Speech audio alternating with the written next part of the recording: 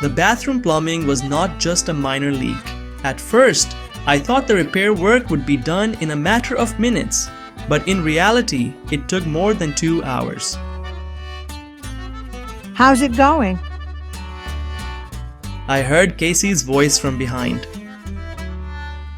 I just finished. It should be fine now.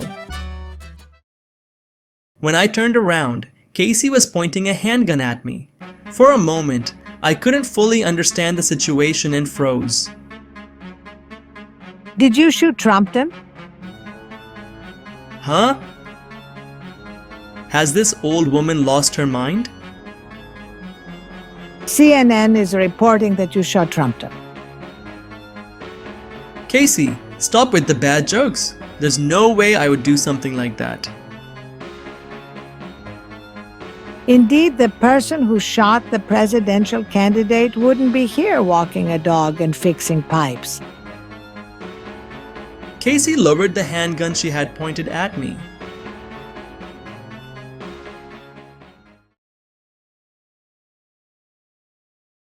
Casey and I moved to the living room and watched TV.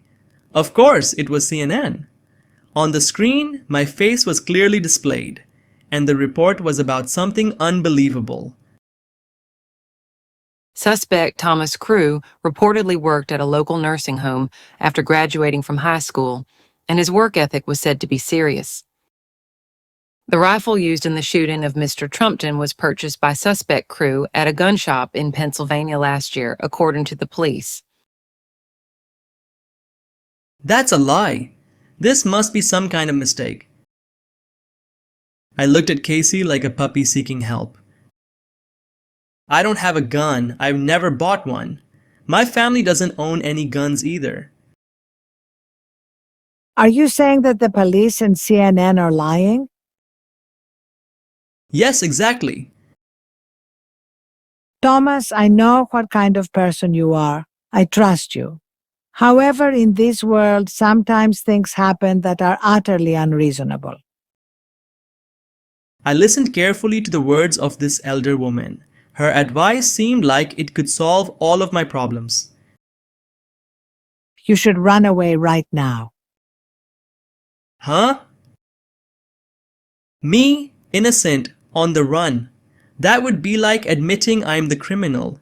Is this old woman really losing her mind? You know Oswald, don't you? Are you trying to say that I will be made into Oswald? You, who have only lived for 20 years, don't understand the ugliness of human society. Society sometimes demands a scapegoat. In Kennedy's time, it was Oswald. And now it's you.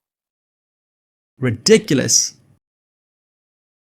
It was the police who announced that you purchased the gun. That means the police are fabricating the story. I wouldn't trust those people. I don't want to hear it anymore. I am an exemplary citizen. That's why my innocence will surely be proven. Casey let out a deep sigh. I didn't want to think that it was an omen for the rest of my life.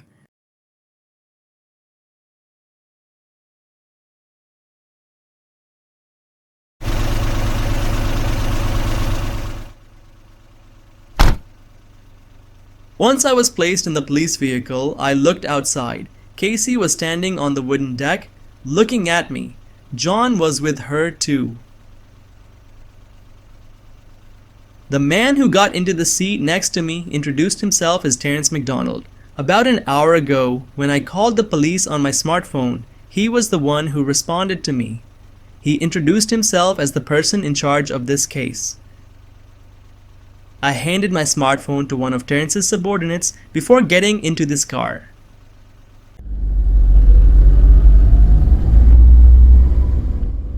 The police vehicle started moving. The car I'm in with Terence is sandwiched between other vehicles.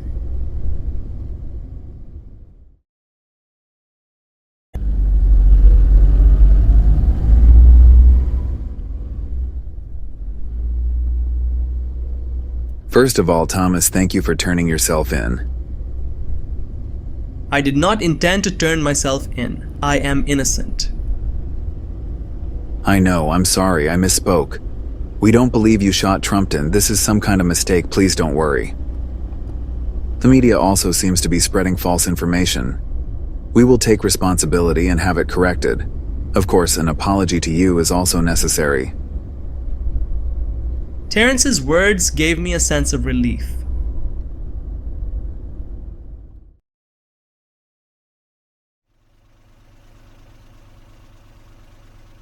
After a while, the convoy stopped in the forest, so I asked Terence, "Aren't we going to Pittsburgh?" Before that, there's something I want to talk about. It's more relaxing to talk outside than in this cramped car. Would you come with me? I had a bad feeling. Terence smiled as if he could see right through me. Don't worry. It's a big case, so I'm a little nervous too. You were probably near the shooter when the incident happened. I just want to have an open and honest conversation with you about what happened at that moment, just the two of us. That's all.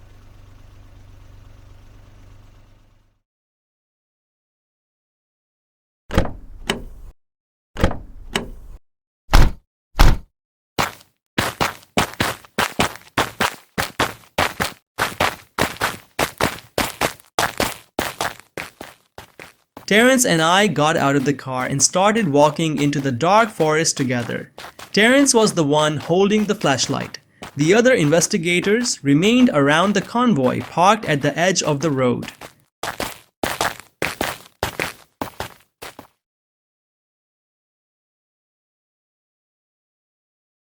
After walking for a while, the convoy and the investigators were no longer in sight. Strangely, I felt calm. Terence was not an overbearing person. He was very gentlemanly. I was beginning to feel that I could trust him. Thomas, I'll be blunt. I am going to shoot you here. Huh? Before I could even think it was a joke, Terence aimed his pistol at me. Do you have any last words? I was at a loss for words. Well then. Wait a minute. I finally managed to speak. Am I going to be made the Oswald? That's right. Of the facts we are going to present, the only true one is that you were in a position to shoot Trumpton. The fact that you bought a gun last year, the fact that you posted a threat to assassinate Trumpton on social media, the fact that the rifle used to shoot Trumpton was found in the bag you brought into Starbucks under the blue sky. These are all things we will fabricate. In short, this is what it means: you shot the president. Did this man just say Starbucks under the blue sky? That phrase should only be used by Mike and me. No way. As you have guessed, Mike Turner is one of our collaborators. Mike betrayed me. This is insane. Preparation is key in everything, especially in jobs like this. By the way, when CNN broadcasted your breaking news, we cut off your phone from the network.